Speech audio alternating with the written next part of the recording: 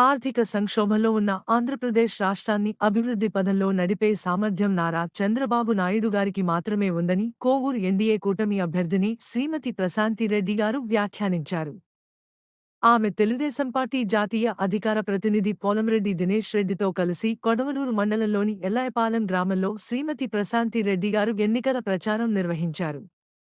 ఈ సందర్భంగా శ్రీమతి ప్రశాంతిరెడ్డి గారు మాట్లాడుతూ ఎల్లాయిపాలెం గ్రామ ప్రజలకు, తెలుగుదేశం నాయకులకు, బీజేపీ నాయకులకు, అదేవిధంగా జన సైనికులకు అపూర్వ స్వాగతం పలికిన మీ అందరికీ నా ధన్యవాదాలు.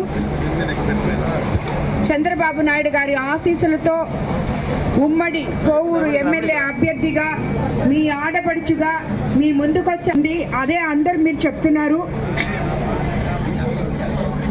కాబట్టి ప్రతి ఒక్కరూ ఆయనకు ఓటు వేసి చంద్రబాబు నాయుడు గారిని ముఖ్యమంత్రి చేసుకుని తిరిగి ఈ ప్రభుత్వం వచ్చిన తర్వాత మీ స్థానిక నాయకులు మీ గ్రామాన్ని గురించి కొన్ని సమస్యలు చెప్పారు. అన్ని వసతులతో కూడిన శ్మశాన వాటిక లేదు అని చెప్పారు.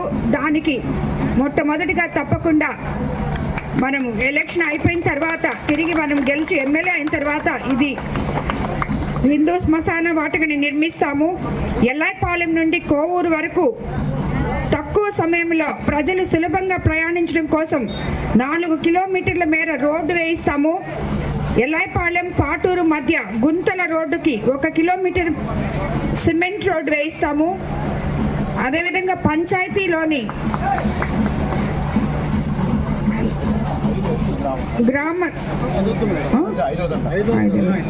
సొంత ఇల్లు లేని ప్రతి ఒక్కరికి మన ప్రభుత్వం అధికారంలోకి రాగానే వారికి ఇంటిని స్థలం కేటాయించి పక్కా ఇల్లు నిర్మిస్తాము. ఎందుకంటే ఇది వరకు తెలుగుదేశం ప్రభుత్వంలో తప్పితే ఇప్పుడు ఈ 5 సంవత్సరాల్లో ఎటువంటి ఇల్లు కానీ ఇళ్ల స్థలాలు కానీ మీ అందరికీ అందలేదు అని చెప్పి మీ స్థానిక నాయకులు తెలియజేశారు. కాబట్టి వారందరికీ తప్పకుండా తిరిగి పక్కా ఇల్లు స్థలాలు అందేటట్లు చూస్తాము. ప్రధాన రహదారి కూడా బాగలేదు, ఈ పని కూడా పూర్తి చేస్తాము. అదేవిధంగా మనకి చంద్రబాబు నాయుడు గారిని గెలిపించుకుంటే మీ అందరికీ తెలుసు, బాబు గారు యువతకి బంగారు భవిష్యత్తు వేయబోతున్నారు. అలాగే మహిళలకు ఎన్నో వసతులు కల్పించారు. ఉచిత బస్సు సర్వీసు, తల్లి వందనం, ఇవన్నీ చాలా 3 సిలిండర్ ఫ్రీ గ్యాస్ సిలిండర్లు 3 ఇవన్నీ అందుబాటులోకి వస్తాయి. కాబట్టి మీరందరూ ఎల్లాయిపాలెం గ్రామ ప్రజలందరికీ మరోసారి చెప్తున్నాను, నేను మీ అందరికీ ఎప్పుడు అందుబాటులో ఉంటాను.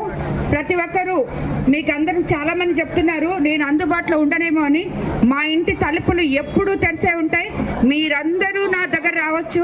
చూడండి, చాలా ఇదే విమర్శిస్తున్నాయి, వాళ్ళు ఏదో ఆశించి నా దగ్గరికి వస్తున్నారని కాదు. ఈ ప్రభుత్వంలో వాళ్ళు ఎదుర్కొన్న సమస్యలు, అరాచకాలు చెప్పుకొని నా మీద అభిమానంతో అవి నేనేమన్నా తీర్చగలనేమో, నన్ను ఎమ్మెల్యేగా ఎన్నుకుంటే అనే ఆశతో ప్రతి ఒక్కరూ వస్తున్నారు. కాబట్టి కోవూరు ప్రజలు ఆత్మాభిమానం మీద దెబ్బ కొట్టే మాటలను మీరందరూ తిప్పికొట్టాలి, నన్ను ఎమ్మెల్యేగా గెలిపించుకోవాలి.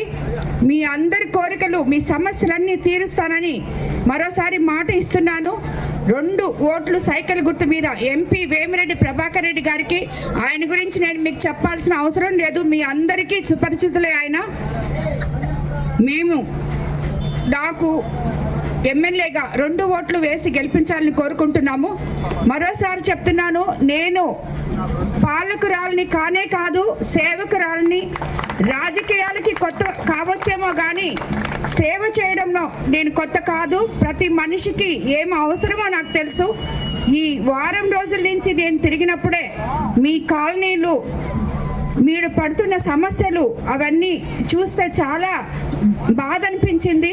కాబట్టి అందరూ రాజకీయ నాయకుల్లాగా ఓటు అడగడానికి మీ దగ్గరకు వచ్చి నేను ఇవి చేస్తాను అని చెప్పి వెళ్ళిపోయే తత్వం నాది కాదు. ప్రజా సేవ కోసం వచ్చిన నాయకురాలు నేను. కాబట్టి మీ అందరి సేవ చేస్తానని, మీకు అందరికీ అందుబాటులో ఉంటానని మరీ మాటిస్తున్నాను.